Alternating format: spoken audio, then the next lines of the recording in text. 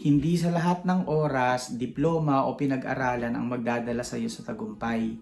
At hindi rin naman sa lahat ng oras, diskarte lang ang papairalin mo para magtagumpay sa buhay. Yo mga master, kamusta kayong lahat dyan? Now for today's video mga master, wala akong mapapakitang grocery or a day in a life namin dito sa Canada. For today, gusto ko lang mag-share ng opinion ko dun sa medyo hot topic or interesting topic na nakikita ko sa social media lately.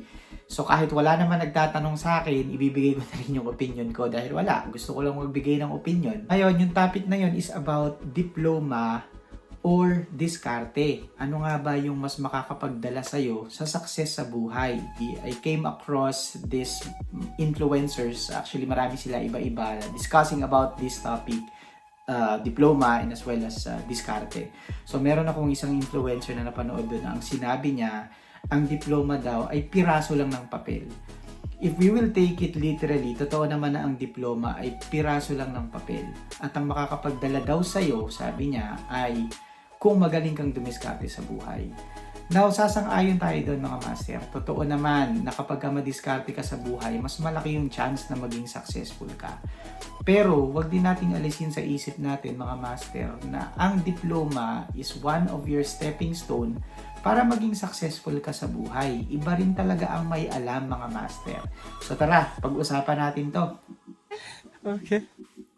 So mga master, ano nga ba? Diploma o diskarte? Ano nga ba magdadala sa'yo para sa success mo sa buhay?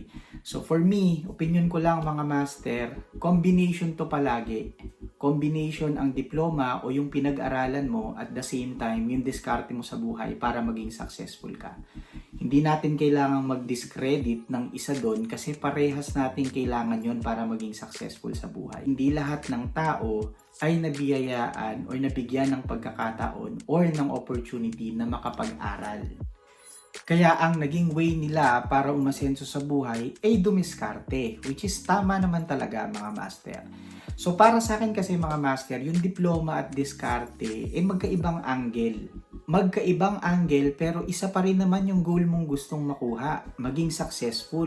Or for others, gusto nang magkaroon ng maraming pera. When I say magkaibang angle mga master, ang ibig ko lang sabihin ay magkaibang way para makuha yung success mo sa buhay. It's either through your diploma or through your diskarte. Siguro magbigay tayo ng example to better illustrate kung ano nga ba yung opinion ko between diploma and as well as diskarte. Ang pinakasimple siguro is pagkain. Ano ba ang goal natin pag kumakain tayo? Ang goal natin ay mabusog. Tama? Regardless kung anong way ang gagamitin mo, basta ang goal mo ay mabusog. For example, mga master, nilapagan ka ng pagkain sa harap mo. Kailangan mo siyang kainin para mabusog. Pero, gagamit ka ng kutsara at tinidor. Paano kung hindi mo alam gamitin yung kutsara at tinidor? Makukuha mo pa rin ba yung goal mo? Ang sagot, syempre, oo. Don't take this literally mga master. Ang ibig ko lang sabihin, kunwari yung kutsara at tinidor is nagsaserve as yung diploma mo. Kung saan pinag-aralan mo, nakakuha ka ng training at nakakuha ka ng certificate para gumamit ng kutsara at tinidor para mabusog ka. At sa kabilang banda naman, paano kung hindi ka marunong gumamit ng kutsara at tinidor? Dito naman papasok yung diskarte. So ano ba ang pwede mong gawin para mabusog ka, makuha mo yung goal mo? Syempre gagamit ka ng kamay. Gagamitin mo yung kamay mo para kuhanin yung pagkain at para mabusog ka. Ang punto ko lang dito mga master, magkaibang way man yung ginamit mo, nakuha mo pa rin yung goal mo which is mabusog. Kaya para sa akin mga master, ang diploma at ang diskarte ay magandang magkasama. Hindi sa lahat ng oras, diploma o pinag-aralan ang magdadala sa iyo sa tagumpay. At hindi rin naman sa lahat ng oras, diskarte lang ang papairalin mo para magtagumpay sa buhay. Paano kung hindi na available ang kutsara at tinidor? Magugutom ka na lang ba at hindi ka didiskarte para makain mo yung pagkain mo?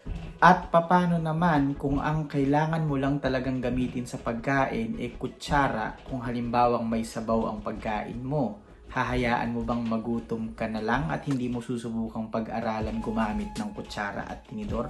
Ang punto ko lang dito mga master hindi masamang i-improve ang sarili. Kung meron ka ng pinag-aralan at diploma, pag-aralan mo rin kung paano ka didiskarte.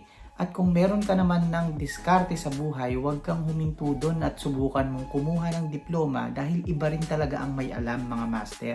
At kung isa ka sa naniniwalang diskarte lang ang magdadala sa iyo sa tagumpay, aba, I challenge you. Huwag mo nang pag-aralin yung mga magiging anak mo. Total, diskarte lang naman pala ang kailangan nila para mabuhay. At kung isa ka naman sa mga taong ang tinitignan lang na success ng buhay ay ang diploma, aba, magdalawang isip ka. Ang daming tao ngayon na dahil sa magaling na diskarte, nagiging successful. At again mga master, ang diploma o pinag-aralan at ang diskarte ay magandang combination para maging successful ka sa buhay.